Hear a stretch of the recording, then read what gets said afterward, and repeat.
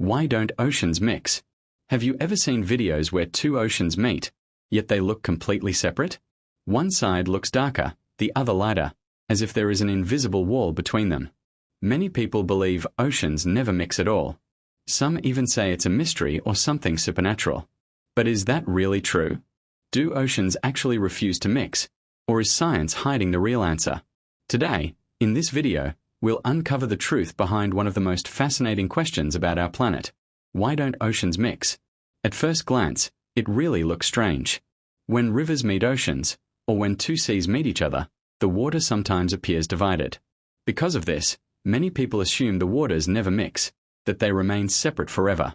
Social media videos often exaggerate this idea, turning it into a mystery. But science tells a very different story.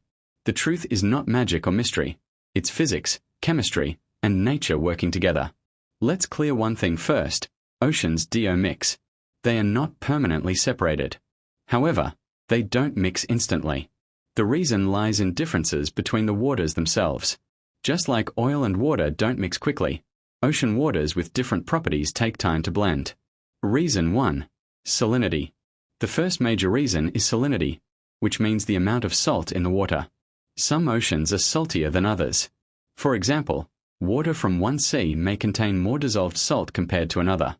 Saltier water is heavier and denser. When two waters with different salt levels meet, the heavier water sinks while the lighter water stays on top. This creates visible layers and boundaries that make it look like the oceans aren't mixing. Reason 2. Temperature. Temperature plays a huge role too. Warm water is lighter, and cold water is heavier. When warm and cold ocean waters meet, they don't immediately blend. Instead, they form layers.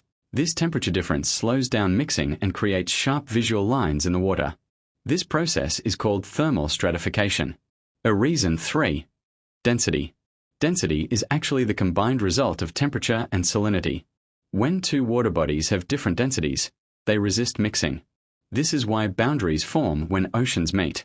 These boundaries are known as haloclines or thermoclines, depending on whether salt or temperature is the main factor.